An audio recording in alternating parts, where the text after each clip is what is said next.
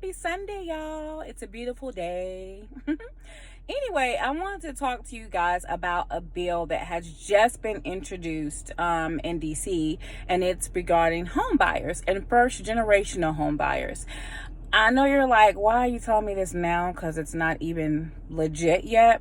Well, I'm telling you because it does take a while most of the time to get everything in order to buy a home, and you would definitely benefit. So first of all, this bill is for first generational home buyers. And you're like, what's first generational?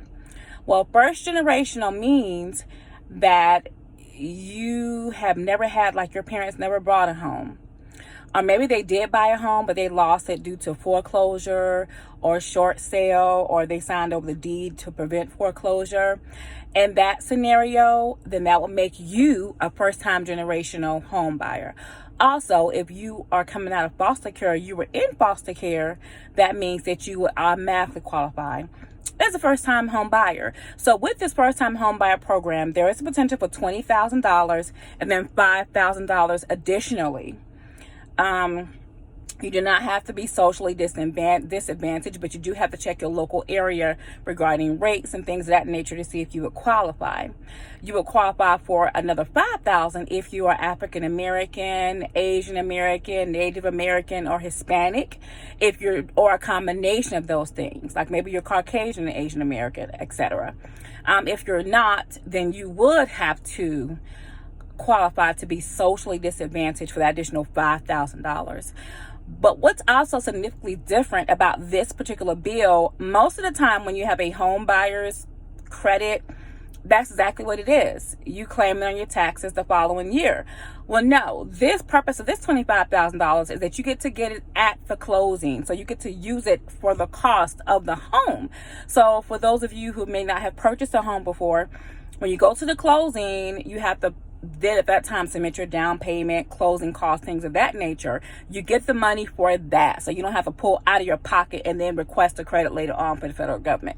So that's how it is. I hope that I summed it up in a nutshell so that it makes sense, because this is like, to some people it's like, what are you talking about, a foreign language? And I'm trying to make it as simple as possible, because sometimes stuff is just, they make it sound so crazy so you don't get it. They make it sound crazy and you be like, oh, I'm gonna deal with it. But listen, you can definitely be a homeowner.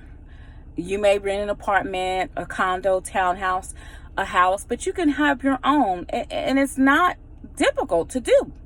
I don't want you to miss out on something that's a good thing. So if this does pass and become law, I will definitely come back and let you know. If there are any changes, I'll let you know as well. But just wanted to give you a heads up today so that you can get your stuff in order. If you have kids and they want to buy one, and you said, you know what, you haven't had to buy one, so you know what, I'm glad that the fact that I couldn't buy a house means you could qualify to get one as a first generational homeowner. We're always talking every day about hustling for our kids and passing along generational wealth. Well, you know what? For those of you who were not fortunate enough to ever be able to purchase a home, guess what? This gives you something to pass on to your kids and help them get themselves in order to do it. So I hope that this helps you. If you have questions, let me know. But y'all have a happy Sunday.